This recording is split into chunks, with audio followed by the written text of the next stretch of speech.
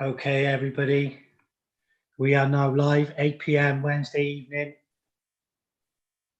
SweeneyTV, Sean Swiss Sweeney, Sweeney HQ.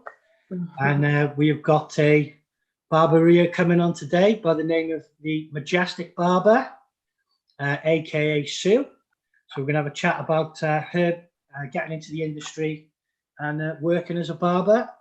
And hey. Hi, everybody. Just bringing you in now, Sue. How are you? How was your day? I'm good, thank you. I'm good. How are you? I'm very good. I've been very busy today. I was surprised. I was going to have a day off, but someone rang me at 12 o'clock and said, "Can you cut my hair?" And I haven't stopped. I literally stopped 30 minutes ago. So. Oh, bless you, man. And you were supposed to have a day off. Yeah, well, I work 6 days a week anyway because I'm the only barber in the shop at the moment. I've got an apprentice, so he's still learning. He's not quite there yet. But yeah. Again, enough about me. Sue, explain. You know, where are you from, first of all? Well, I was born in Iran, but my parents moved to Finland when I was 9 years old. So I was raised in Finland. And now I've lived in the UK. It's just going to be 6 years, just a bit over 6 years now. Nice. And what do you think of the UK? I imagine it's totally different to Finland. It is, it really is. But I think for me, like the biggest thing is that English people, I absolutely love English people, honestly. I mean, I love Finland. Obviously, I grew up there. And to all the Finnish people out there, I love you. I mean, you're my people. But in a sense, you weren't. I mean, Finns are a bit dry.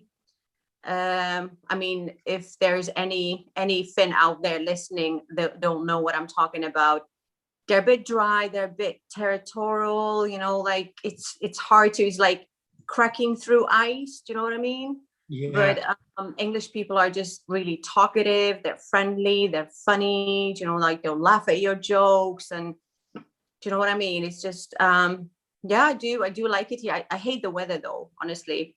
I mean, it's May now and it's constant rain, and you get like 2 hours of nice and sunshine here. At least in Finland, we've got proper summer. I mean, the winters are really long and harsh and dark and cold, but then when it's summer, it's summer. That's nice about Finland. But the contrast is mad. It's like the winters. When I was a kid, mine is like 25, 26 was just an average winter's day, and that's like down south in Helsinki. That was just average. I mean, it's getting a lot milder now, but you know, loads of snow. Obviously, you know, getting into barbering, you've recently got into barbering, haven't you? Like you just explained it to me. Let's have a little chat about, you know, sort of getting into barbering. Why did you get into it? Well, I've done all sorts, right? So I started off as being a nurse. I wanted to be a nurse because I wanted to help people. I've been into helping people always, and my mom was the same. She was taking care of everybody, and you know. And I specialize in psychology. I did work in a hospital for 2.5 years, but my mistake was that I'm quite sensitive as a person, and it really got to me. It was too much. It was just I was just mentally shattered. And I just left and I never looked back. I went into hospitality. I worked in hotels, restaurants, management, did all sorts, came here, continued with the hospitality. And then one day I was like, I don't want to do this for the rest of my life. And then I was thinking like, well, what should I do then?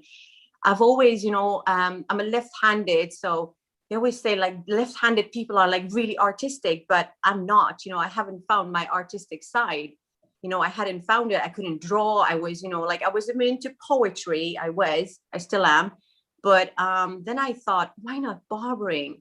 I mean, it is kind of, it's still, you know, like helping people. You do a good haircut, people feel good about themselves. Sometimes you even have like deep chats with people. You know what I mean? They open up to you. They talk to you about things, about their life and, you know, the situations and stuff. And I'm a people person, so it's very social as well, the job. So I thought, why not barbering? And I love it. I absolutely love it. And it's actually, you know, like you can be quite artistic in barbering. I think it's an art. I think it's a form of art. It's just not, like cutting hair. So I found my artistic side. Yay. Brilliant, brilliant. So I you said know. you were in Ashby College. Is it Ashby College? SB Barbering Academy. Ashby Barbering Academy. So so when did you enroll in there? And what was the experience like? I finished my course in 2019. It was intense 8 weeks course, and I was doing 2 jobs on the side. I did 8 weeks of non-stop. I went there. I used to go there like from a night shift straight on, and I used to be like, so it was really, really hard. Like some days I would go there and I just, like when you're overtired, I just wouldn't get what they were saying, like the simplest thing, because you're overtired. I was just like, like I swear I don't know how I finished the course. Like I was in half coma, but I loved it. I loved every minute of it. The atmosphere is amazing, honestly. And they make you feel like, like you've got your own little family with the people you do your course with. And Vicky and Shay, they're amazing. I mean, everybody there, I love them to bits. It was really good. It's just that I would have probably got a lot more out of the course if it wasn't, if I wasn't in a coma, like the whole time I was there. But it was really good. It got me started. Good. So obviously, learning the trade and getting to know all the skills and the skill sets, it's not something you can learn overnight. Obviously, you'll probably agree with that. But again, if you've got experience with any sort of hairdressing or anything like that, especially if you do your own hair, for instance, or your friend's hair, it's definitely a good sort of like leg up into sort of like getting into it. But going into a barbershop then, like what was the difference between working with a college with tutors and then going into working in a barbershop where basically you've got it's absolutely different, isn't it? And you're right about that. I mean, you don't learn everything in 8 weeks. I obviously, and I think in any job, if you think you know everything, then you're in trouble, because, like there's always room for, new skills, and there's always room for learning more. And they do give you the basics in that 8 weeks. You do, get the idea of the basics, but the rest is up to yourself. And obviously when you're in your course, you're in a safe environment, because like somebody's always watching you, and like you can ask plenty of questions. But when you're in a barbershop, it's absolutely different. I remember I was so scared, like going in. I was just like, but I think the most important thing is that you're confident. Even if you're not 100% sure what you're doing, you have to be confident, and you can't be scared. You have to be brave and confident, and just like, if it's something you like, just go for it. Do you know what I mean? If you've got the passion for anything, you can learn, even if you've got like, your skills are like next to zero. It's just the fact that you've got the passion for it, you'll learn. And just passion and confidence, I think that's what makes a big difference. But I got lucky in a sense, like if my ex-boss ever watches this, I worked in Gino Barber's, and Gino took us in. He contacted me on Instagram, and he said that do you want to, like come in to have a chat? Do you want a job? I just finished my course. Literally, I was like, gee, I got lucky. I didn't even look for a job. So I went in, and he really took us in. He was in a sense that, like in some barbershops, when you've just finished your course, they won't let you do, a lot of things. They'll still watch over you. They'll still control you. There's obviously, because they're scared for their customers. But he just pushed us in, like straight into the action. And he was just like, just do it, like go for it. Like he was really supportive. And I'm grateful for that. I'll always be, because I think in any other barbershop, I would have still been, like watching kind of thing, like, but he just, like he just pushed me right in. He was just do it, just don't think about it. And he was keeping an eye on us. Like he wouldn't let me, like do anything I wouldn't, like I didn't know how to do. But no, I worked there 3 months, and then it was the first lockdown. We went into a lockdown. So and then I did another barbershop in between. It was called Bell Street Barbers. It had just opened. It was really quiet, and I did that for a bit. And there was another lockdown, and then I found the barbershop that I'm working in currently. I started there last November, I think. I worked for a couple of weeks. There was another lockdown. We've been in and out of lockdown since I finished my course. Have you ever thought about opening your own business? I have indeed, but first of all, I want to be really good at what I do. I want to, like improve my skills, learn new things, new tricks. And I don't want to, like there's a lot of barbers who just finish their course and they'll just open a barbershop. I think you really need to be good at what you do. I mean, obviously, that's very wise of you. That's very wise of you. That's very wise. Yeah, you have to be. Because you can't just go and open a shop straight away, because you've got to understand the business management side of running a barbershop, and you can only learn that. I mean, I've done a lot of management, like in hotels and restaurants. I do have a management background from Finland, but it's not just that. If I'm a barbershop owner, I can't just be like, oh, I've got like a year's experience. You know what I mean? Like, or it doesn't really matter how long of an experience. It's when you feel like absolutely confident that you're, like, because I personally think I still have room to improve in few things, which like, I don't want to, like blow my own horn, but I think I've done quite well considering, being in and out of lockdowns and just, like since I finished my course. But there's still room for improvement before I open my own shop. Good. Well, we're definitely still learning. I'm still learning again, Grandmaster, Master Craftsman, 27 years in the game. I'm still learning. 27 years. 2013 was when I started. Oh, that's unreal. I'd love to learn some few tricks from you. Well, listen, I've got courses. I've got courses coming up now, starting in September. Where I'm going to be doing. Where is your shop? I'm over in Wales. I'm in sunny Wales. I'm in the land of the sheep. They say so. The Welsh dragon, the dragon with the dragon. So, no, I will be doing a tour. I will be doing a tour this September. I will be down. Did you say you down London way? No, Newcastle. Newcastle. Well, I will actually be probably up at Barrow-in-Furness. Durham. Barrow-in-Furness, which is not far from Newcastle. All right.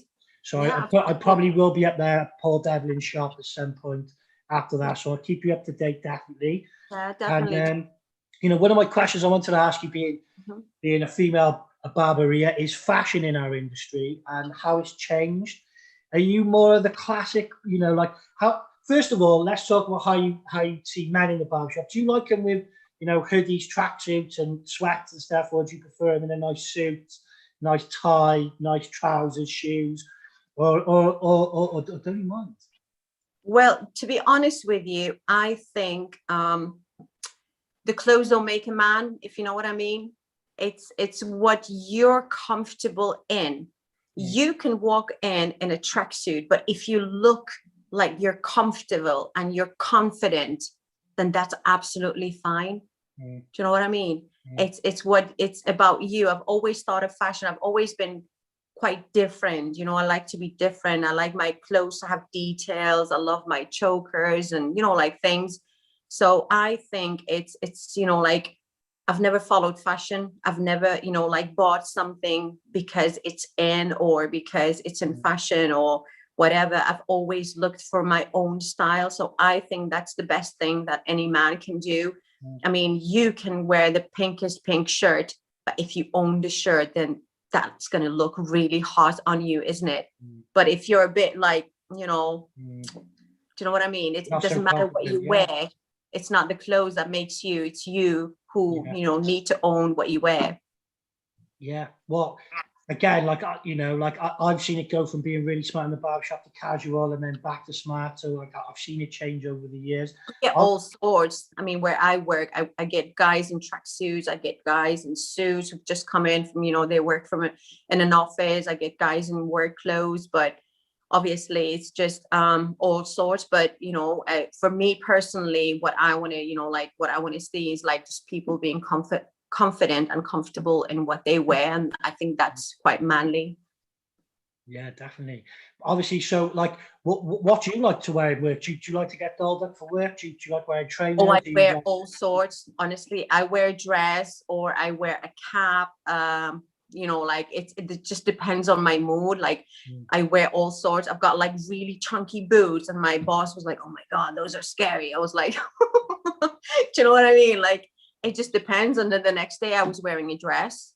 It's just, you know, like I like to be different. You know, it's I don't want to be one thing. I don't want to class myself as like I'm a girl who always wears dresses, or I'm always wearing jeans, or, you know, like I'll just see how I feel. You know, like I've worn all sorts for work, from sparkly shoes to like really chunky boots.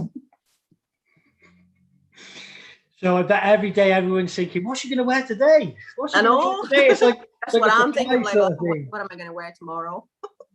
So, so what do you think about like uniform for everybody in the shop? Do you think it's important or not important? No, I think you should let people be who they are and express individuality. themselves. Yeah, exactly, because it is a form of art.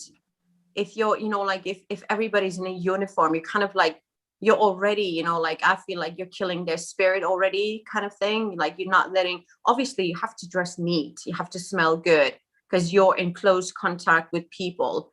But I mean, you know, like forcing people into uniforms, I just think that just kills their spirit. I'd never do that, to my own staff at least. I mean, there's a lot of people out there. I do understand if it's a really posh, high end place, and I don't know, somewhere central London, and, you know, like you get only, you know, like office guys, or like really, I don't know. Do you know what I mean? It depends.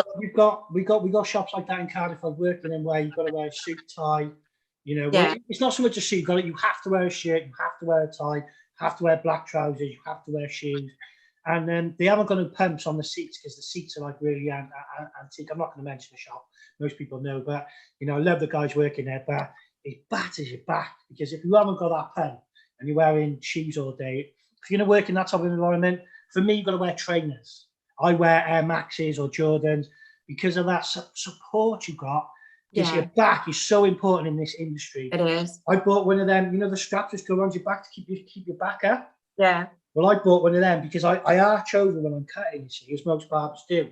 And you should always drop your knees and push your ass back and keep your shoulders straight, level with your knees. That's how you should cut. But maintaining that through the day is near enough impossible. It's impossible. I've noticed, how do you deal with posture and back pain, Sue? I know neck pain and back pain, like I've noticed, and my knees been starting to hurt. I'm like, what is going on? Like I really need to, you know, like pay attention to like how I work. And sometimes I'll be like that, you know, doing a fade. I'm like, why is my neck into it? Do you know what I mean? Like you catch yourself in a weird position. You're like, why am I doing this? You know, you just, you know, stand back and do your fade. Do you know what I mean? Well, no, that's it exactly. And like, you know, a lot of people suffer with lower back pain and so on. And like, do you use any remedies or any creams, lotions, or anything like that? No, I actually like, I've just bought like cayenne, not cayenne pepper, it's turmeric and black pepper, because my knees were hurting, like and it actually helps. You got that from the health and body shop? I just bought it off Holland and Barrett. It's organic turmeric and black pepper. It's anti-inflammatory, is that right? Well, I'll just write that down. Okay, I'll have a look at that. Really good. It's like for your joints. It's a natural thing for your joints and stuff. So I noticed like it's my knees are not hurting anymore. It stopped. But the back pain is obviously, you know, like different. It's not to do with the joints. It can be, it's a very position of your spine. Yeah. I used to have bad cramps before, man, and sometimes I literally couldn't even go to work the next day. Just like literally just laying, not even laying on the bed, just laying on the floor where it's flat. That's horrible. That level, and it's bad. It's bad. But anyway, moving on to my next question. Trends and social media. Obviously, using social media, I've been following your Instagram page and watching all your stuff on there. You know, like how do you use your social media stuff? Do you use Facebook, TikTok? You know, do you use all the new stuff as well? I do, I want to get into TikTok because it's apparently really good for making videos. I'm back on there. Yeah, I did have to have a word with myself because it was for the kid, but I thought, well, business wise, you're getting triple the amount of views you do on Instagram. Yeah. Yeah. So I'm not really, like I don't have time. Like honestly, like I hardly, now that I'm into the barbering page, I haven't been on my Facebook for ages. Do you know what I mean? I've just, like I don't have I've got like so little extra time. Like I can concentrate on one thing. So if I go on TikTok, then, you won't see me in Majestic Barber's page. Like I can't do both. I literally don't have time for it. So I have been wanting to, get back on TikTok and just for the videos and stuff, because you can do videos. And what do you think about the impact of social media with barbering? Oh, it's massive. It's absolutely massive. It's all about social media now, honestly. I mean, it's like marketing yourself, your work, like using the right hashtags and, like, oh my God, like you see one of these posts, like it's got like hashtags like that. I'm like, how many hours did you sit down to write these hashtags? Like literally, how long did it take you to write all these hashtags? But it's important. I mean, if you want to be known and you want to get out there and you want your work out there, social media is just, it's massive. Got to be careful though, Sue, not to get scammed by these by some of these companies, which like they'll inbox you asking you for your PayPals to promote your business, promotion, and then they'll scam you out of the money. They won't do what they promised you. You don't get the followers you get in, or if you do, you're just getting bots and you're not getting generic followers, which is what I've always been about. And I've got a lot of friends on Instagram and so on, and they've paid to have their their profiles built up so they've got a few thousand views, but they're still getting the same amount of likes as I am. Let's not beat around the bush. Do you know what I mean? If you're going to do it, then admit you're doing it. Don't just say, oh, this, that, and the other. But there's a lot of falsity around sort of social media, especially with backstabbing with barbers. What do you think about that? Have you seen all this online bullying going on, which has been happening? Because I've been a target of it. Sorry, say that again. So going on social media, the darker side of social media, the bullying, the manipulation, I haven't. No, I've been lucky. Not in my personal or work page. I've been really lucky. Anyone who's messaged us or approached us, they've been really nice. Brilliant. So I haven't met any cyber bullies yet.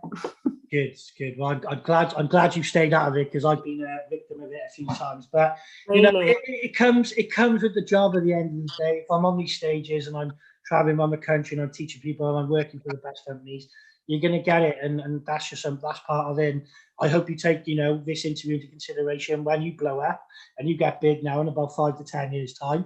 You'll be saying to me, "Oh, thank you, Sean, for giving me that great information." So, moving on to my next question: competitions. Are you looking to enter any competitions when you when you're confident enough? Is that something you're looking into? I would love to.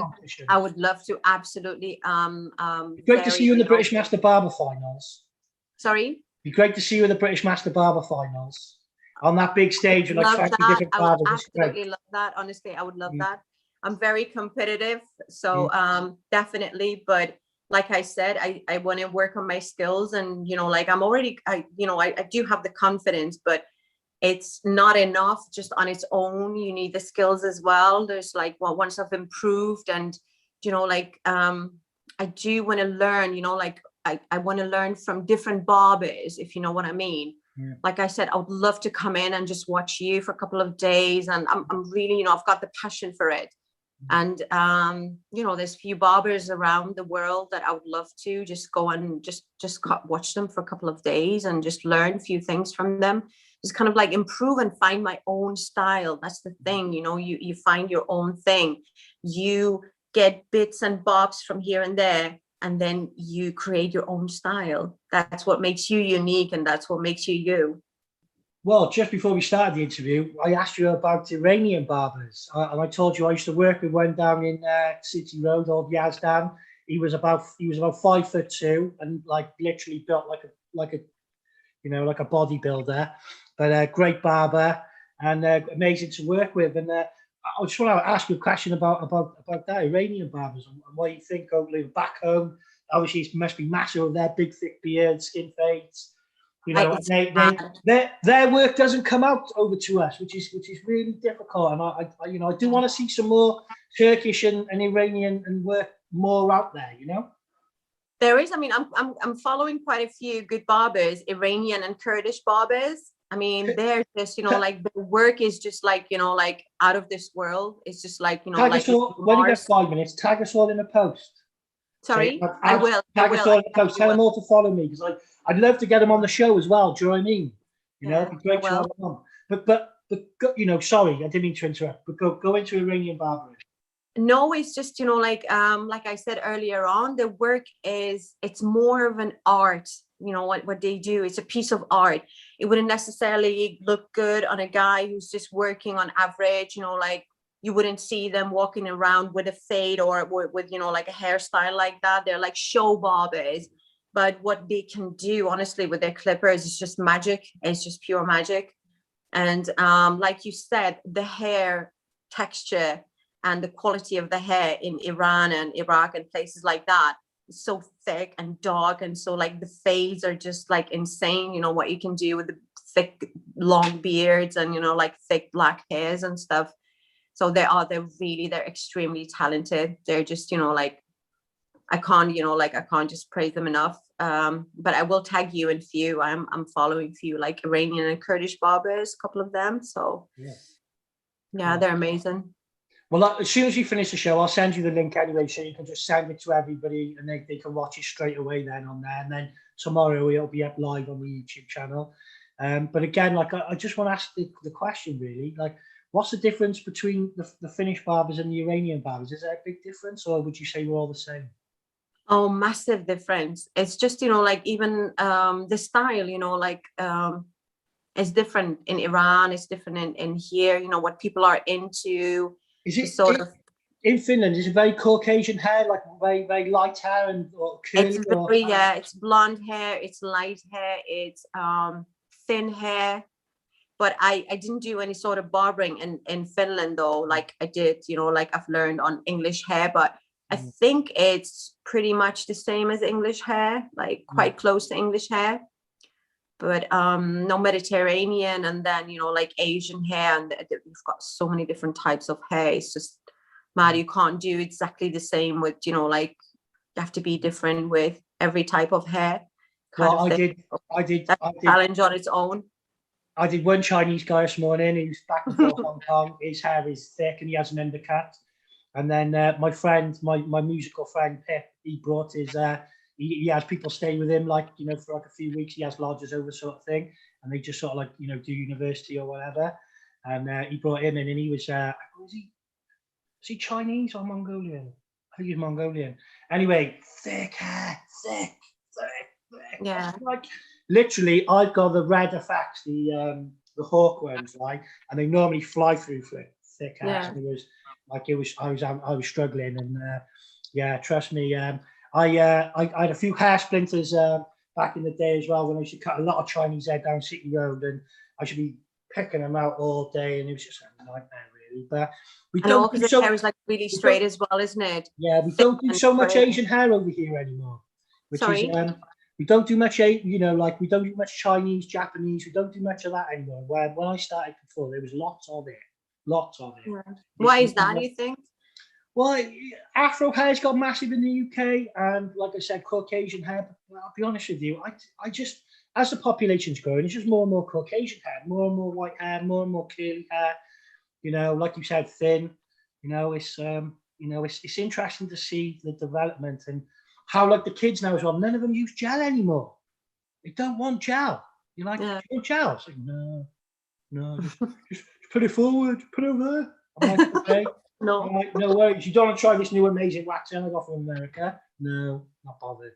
And that was the other thing I wanted to talk to you about is obviously a bit of a tricky question for everybody out there, but I want to talk about products in the industry and what you think about products, especially men's waxes, hair tonics, and sea salts, which are very popular at the moment. But I want to talk about men's makeup. A lot of guys wear makeup now. Not my sort of thing. You wouldn't catch me doing it, but you know, whatever they want to do, we live in a free world. Wow, it's not according to the government, but I think that we do. And if they want to wear makeup, crack on it. What do you think on men's makeup? And then we'll get into products. Well, personally, like, my personal opinion is like, I don't want to judge anybody. I really don't. I think like anyone, you know, like anyone can do whatever they want as long as they're comfortable. If that makes them feel good about themselves, then by all means go for it. I'm not here to judge anybody. But personally, I don't prefer, say if I was dating a guy, I wouldn't prefer them to wear makeup. Do you know what I mean? I think it's just like, you know, like I'm more into the rugged look, like the manly man kind of, you know, like look. Yeah. I do get like fashion, and the fashion industry has changed, and, you know, like things are different, and, you know, like people are more accepting, you know, like being different than what it was before. And like I said, personally, I wouldn't judge it. But if it's something, you know, like if it's to hide, you know, like something that you absolutely hate, or you're really conscious about it, then go for it. Do you know what I mean? But if it's like thick layers that it actually shows, or you can, you know, like proper see it, that they're wearing the makeup, I think personally that's either the wrong type of product used, or used in a wrong way. I mean, if you're after hiding something you're conscious about, you know, make sure you've got the right products, make sure you've got the right techniques to do it, because it doesn't have to show. If you're wearing makeup, it doesn't have to show. That's the thing that's the beauty of makeup. It doesn't have to be, you know, like all cakey and all in people's faces. Do you know what I mean? Subtle, like just subtle. Yeah. Not overpowering. Well, the thing is with makeup though, is that it could be another niche to our business where, you know, it's extra money. You know, if a guy wants to come in, he wants a bit of a powder, or he wants his, you know, eyebrows touched up, or, you know, he wants his eyelashes filled out. A lot of guys and they're gonna pay 30, 40 quid. Why not? Yeah, I mean, a lot of guys do get their eyebrows down, and I think that's absolutely fine.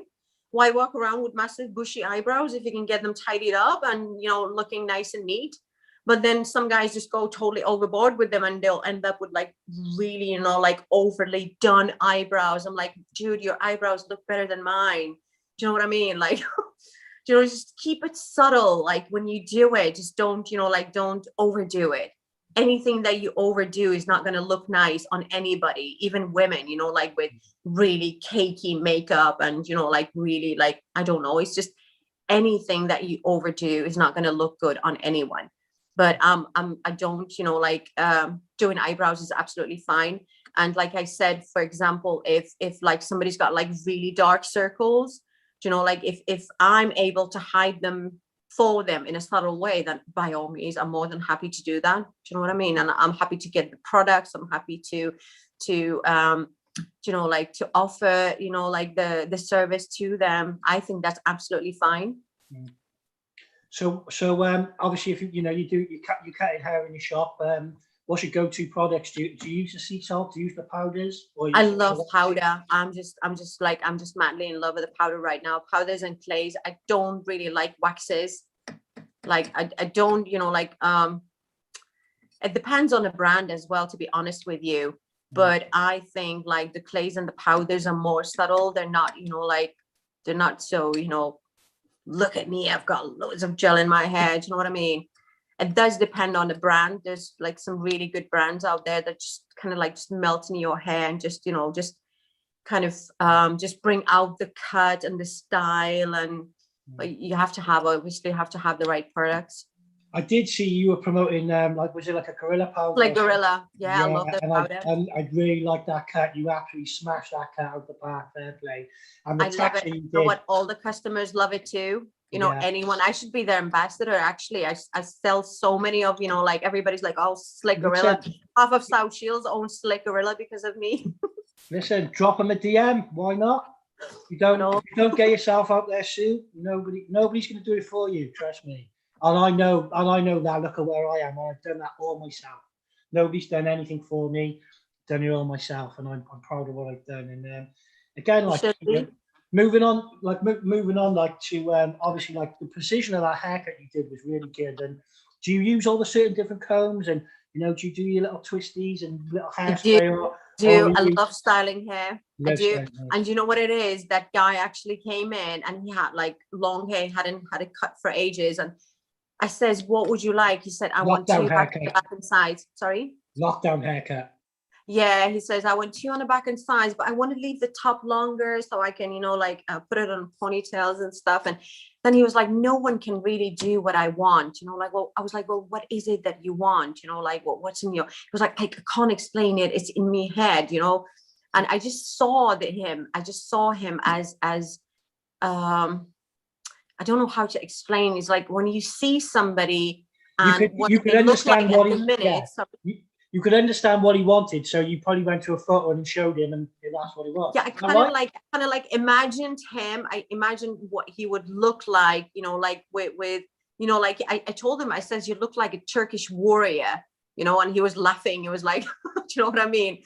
And then I says, instead of two, why don't we just go, like 1.5 on the back and sides, and if that's like, because I didn't want to take it too short because he was asking for two. And if you're happy with that, next time we'll do a nice fade, like with a no guard on the back and sides and stuff. So I did the 1.5 and left the hair long. And I just, did like really deep point cuts and, just like really, really, like put loads of texture in the hair. And then when I went for styling, it actually looked like a freaking Turkish warrior, man. He looked like. Well, cool. It was good. I was very impressed with it. I was very impressed. Oh, thank you. Thanks very much. That means a lot coming from you. Hey, really listen, I'm always there to push on barbers, always giving good information. I never put people down. I don't get on with everybody, but I'll never put people down, no matter what they do. It's all about building our industry. I look at the bigger picture. I don't look at myself, Sean Sweeney, or Sweeney's Barbershop, or SweeneyTV, or Sweeney HQ. I look at the whole barber game, all of us, whether it's in Iran, in Finland, Scotland, Wales, Ireland. I want us all to be the highest and the best people we can be, Yeah, absolutely. It's really important. Again, going on to your influencers, obviously, icons in the industry, not just people who work in our industry, but like people like David Beckham, they bring trends through. Like, let's have a little chat about people from is there any influencers from Finland which have got you into you look at their hair and you think, wow, their haircut's amazing. And people like Callum Best, they push products and stuff through. And again, I just want to talk to you about icons and influencers and what you think about it. Well, obviously, there is a lot of madly talented barbers out there, and it's really easy to find them in social media as well, and when you're looking who you're looking for. But to be perfectly honest with you, I don't have, I do have few barbers that I follow closely because I love their job, but I don't have massive influencers at the minute. I'm still, I want to learn from here and there and just, create my own style. Do you know what I mean? I don't want to be I want to do exactly what he's doing. Do you know what I mean? You don't want to be a copycat. Yes. I think, it's a job where you can be really creative and just, just use your own imaginations and obviously just work with your customer, instead of just, I believe instead of just doing what you are asked to do, if you can, if you know something better, if you know something will suit your customer better, they appreciate it 100 million. Honestly, there was this guy who was trying to, hide this, his hairline. And he was can you style the top, push it from here and then from here. And I was like, well, you don't have to do that. You don't have to do that. Why don't I cut you a nice crop cut, and I'll I'll put some texture in your hair, or show you how to style it. And he was a bit unsure about it. He went for it, and I swear to God, he was so over the moon. He went out, I was like, I don't have any extra cut. I want to go and get you some tip. Honestly, he went, I don't know where he went, to find an ATM, and he came back and gave us a good tip. He was over the moon. He was no one's ever suggested anything different for me. Do you know what I mean? It's about it's not about just what you know what to do. You have to see what's best for your customer. Or like this Italian guy.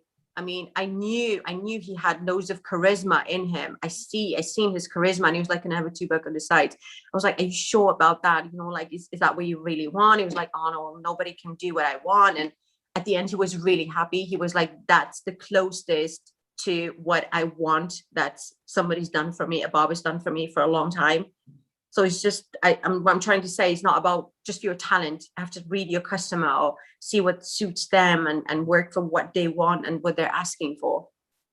It sounds like you understand customer service as well, which is great, because that is massive. It's because I've worked in customer service industry. I have. The successful barbers are the ones who have got excellent customer service, and that is a fact. You can be the best cutter in the world. If you don't know how to cut your customer service and treat customers right and get on with them and not have a full-blown argument with them about whatever in the shop, you've already won half the battle, as far as I'm concerned. It's really important. I do agree with you, honestly. I mean, your work obviously is everything, you know, like the, the end result of your work, but it is a massive part, you know, like the customer service, it's a massive part. You can, you know, like absolutely make somebody's day. You can, you know, like boost somebody's confidence like 1,000 if you know what to do for them and, you know, like how to make them look as good as possible for them to make, you know, like feel good about themselves. Or there'll be guys who they can't be bothered with styling their hair. Then you need to do something that is easy for them. You know, they can just get up and just, you know, just have a shower and go instead of, and then there's guys who really want to work the wax and the powder and they want to, you know, like they want to style their hair and they'll be like half an hour in front of the mirror. It just depends on, you know, like what your customer needs are. It's really important to listen and to kind of ask, even because a lot of guys might be shy, or some guys don't even know what they want. Do you know what I mean? Or they're stuck with the exactly same hairstyle that they've had for years and years and years. And they don't know anything different unless you suggest. They'll probably go on with the same hairstyle for the next, you know, like 5 years or so. Yeah, you're right. It's you've got to educate guys nowadays. You've got to use your professional skill. You've got to use your knowledge, definitely, and educating people on what they want. I always go to the magazines. I've got about 20 million Barber Evos, Barber MVs, Barber Modern Barber magazines. So I got loads of magazines to go to for styles. But again, most of the guys they come in now, they got the style on their phones, most of them, the ones they want or the ones who aren't so sure. And, you know, we normally just sort out from whatever they want, really. I don't seem to have any problems, but I'm a multi-variety. I've got multiple different skill sets is what I'm trying to say in my barber. And I also used to do hairdressing. And that's one thing I wanted to ask you. Have you ever thought about going into hairdressing or doing hairdressing? Absolutely not. No, not interested? Not. No. You are a proper barberia, aren't you? I honestly, I just, you know, like I can't be bothered with, like, no offense to any women, I'm a woman, but I can't be bothered to a woman's hair. I cannot be bothered. It's just too long. It takes too much time, and you can't be really creative with women's hair. You can't. It's not like, you know, like unless they're willing to let you put like some crazy layers and crazy colors and highlights and all that.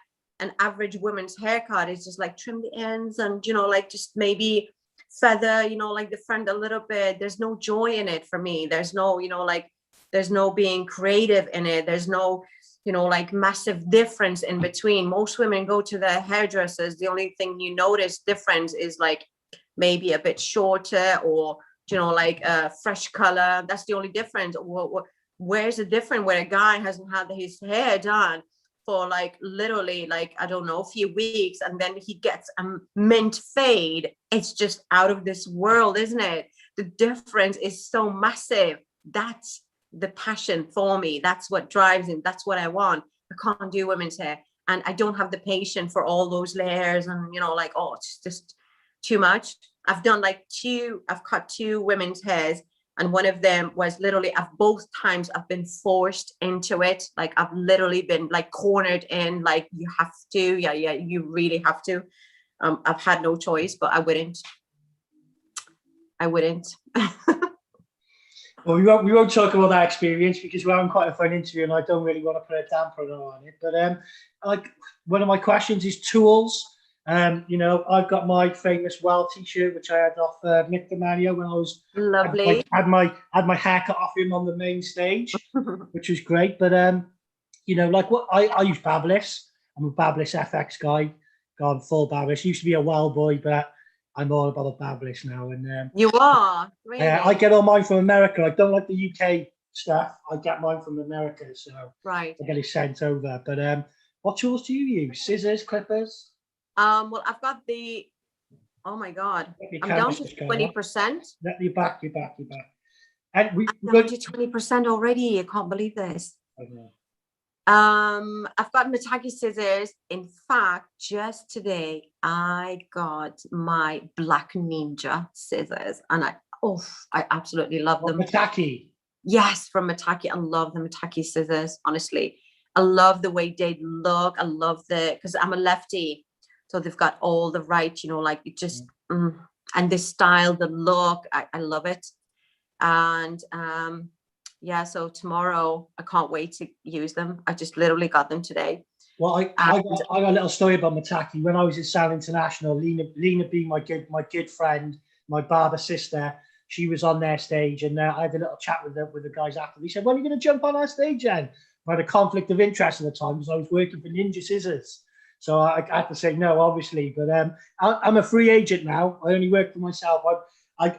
I got rid of all the brand ambassador jobs. Squire asked me to be a champion. I've had scissor companies ask me to do stuff for them. I said no to all of them. I'm not doing it anymore. I work for myself. And obviously with your scissors, what would your go-to clipper be just to match up? Clippers. I've got the Magic clippers, and then I've got the seniors. And I've just got the T-cuts at the minute. I'm looking to buy. I don't know what to get. I don't want to detailers, but I don't know what to get. The T-cut is good, but I'm just, it's not really good for detailing. Get the Barber skeletons. Barber skeletons, right? Yeah, go on eBay. I just bought the foil pack with the skeletons and the foiler. I paid. It was a few quid. I had to pay £50 export tax, but they were for my apprentice little Joe, and they are the best clippers about. They are, honestly. Really? You get the skeleton and the foiler as well. It works out with the shipping. It's just under 300 quid, but it's worth it. It is worth it. Would you possibly send me a link if you don't mind? Because there's loads of sellers on eBay. Yeah, I'll send you a link. I actually got the Babyliss proper clipper, the actual Rose FX ring, which I got from. They came from Spain, and they were a lot cheaper. So I'm looking into the Spanish, what's going on over there with Babyliss with Spain, because they seem to have given them the same technology as the Americans, but they've got the same charging points as the British ones. Does that make sense to you? Do you know about Babyliss clippers? I haven't really used them. I've seen them on social media, and a lot of barbers use them. I haven't. Yeah, there's a big difference between the Babyliss for barbers and Babyliss UK. Basically, there's a big difference there with the motor, the engine, the blades. So there's a lot to it. And again, sort of coming up to our last 10 minutes now, really. What's next for you? What is next? Are you going to be going to any of the shows if they open up? And I'd love to see you. I'll try, but well, my next big move is to move out of the country. Okay. That's why I'm doing 2 jobs at the minute. I haven't decided yet where I want to go, but I want that Mediterranean life. I'm tired of cold. Portugal and Spain's quite good. Sorry? Portugal and Spain. Well, I would love Spain. I love, I speak a bit of Spanish. I love the people. I love the food. I've been to so many places in Spain, but I just need somewhere where I can make, decent living with the barbering that I do. And I don't know if Spain is the right place for it. Italy? No. Me no do Italy. Italy is beautiful, but I just, I'm sorry. All the Italians, I love your passion, but they're just, they're just too much, too loud, and too. Spanish people are, kind of more mellow. They're more, my type of people. but Portugal, probably that's an option. And I've thought of Malta as well. Malta. Malta. That's an Yeah. interesting one. Definitely. What about Cyprus and Greece? Sorry. Cyprus or Greece?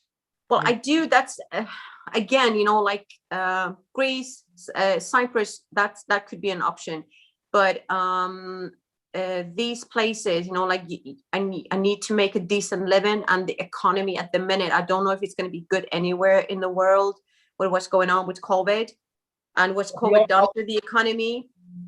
I'll be honest with you, looking at the way Europe are, you're probably better off staying here for a couple of years, because if you get yourself into cryptocurrency like everyone else is, I'll give you some tips after, and you can make some decent money on the crypto. We're all doing pretty good at the moment. I'm really happy with my cryptocurrency balance. So, Really? yeah, it's coming really good. Obviously, I'll have a chat with you after this, but yeah, please. But again, like I'm really interested on your languages. What do you speak? Because I imagine you speak quite a lot of different languages. I speak fluent Finnish, obviously. I speak Kurdish, Farsi. I speak a bit of Spanish. Some naughty words in French, and what else? That's it, really. So in Iran, they speak Kurdish, yeah? No, in Iran they speak Farsi. Farsi. Farsi. So is there a big difference between Kurdish and Farsi? Well, you do understand some words, there is similarity, you kind of do understand, but it's still different. They're two different languages. Wow. So you're bilingual. You've got a tongue of many flags, I should say. I suppose so. Yeah. I just think it's, I would love to learn to speak fluent Spanish and French as well. I think they're like beautiful languages, but I'm the type of person, if I love a language, I pick it up really fast. But if I don't like it, I mean, even if you put a gun to my head, I won't learn. Like German. Trust me, you won't want to learn Welsh then. No, I mean, I probably, like Germany would be like the hardest language for me to learn, because I think it just sounds like an insult, like whatever they say, no offense to anybody, but like ich liebe dich, it's meant to say I love you, but did you not feel insulted a little bit when I said that to you? You did, didn't you? It's just like really aggressive. Vibration is very key into people's emotions nowadays. It is. It's massive. It's all about vibration and energy. Excellent English. Like you speak English like it's your first language. Well, I did, like I said, if I like a language, I do learn, but I learned in Finland, obviously, like when I was there, since I was a kid, I was, like I've spoke English, but I am, like since I've lived here, I'm really fluent, but I still think in Finnish. So that's still the main language, the language that you think and count. Like sometimes when I'm counting something, like I'll start in Finnish, and then, like it will change to English. And then, like by the time I'm finished, I'm like, bloody hell, I just counted in 3 different languages. You know what I mean? Finland is Euro, isn't it? Yeah, it is euros. But when you were growing up, it wouldn't have been Euro. What was the currency? No, it was marks. Marks? Yeah. Wow. This is why I love doing SweeneyTV. There's so much information you wouldn't normally get off the TV. Honestly. So, I know. So obviously, like we're coming up to the last hour now. I know you just come off a double shift, and I know you're absolutely tired. Listen, thank you for coming on. You're looking. Oh, thank you. You're looking beautiful, I must say. Thank you. Definitely going to get you on a 4 Nations with all the other girls on. When you got 5 minutes, okay? Right. So I really appreciate it. Thanks for having me, and thanks for the good chat. And honestly, you're obviously this is what you do, but you're really, really easy to talk to. I don't know if you get this all the time or. Okay. And your energy as well, like I felt really comfortable, and I've hardly noticed that the time has really flown by. I thought, oh my God, 1 hour, I'm totally going to fall asleep. Like I've come out of night shift, but it's just flown by. It's been a really good chat. So thank you very much indeed. Well, don't tell anyone, but I'm a 5-dimensional being from outer space.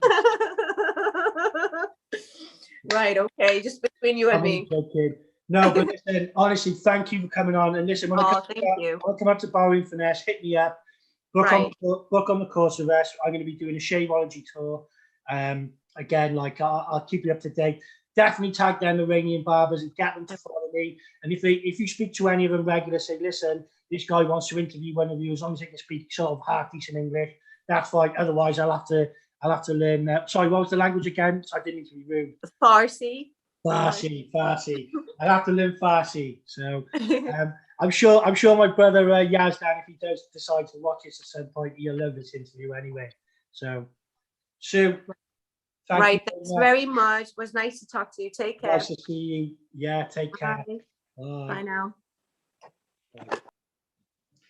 So, SweeneyTV, Sweeney HQ, that was the Majestic Barber. Great interview with Sue. Obviously, she's from Iran, lived in Finland most of her life, and she's come over to the UK. So we're really glad to have her in our industry. I think she's going to be great, you know, in our industry. I can already sense the good energies coming off her. So anyway, SweeneyTV, Sweeney HQ, Sean Swiss Sweeney, we are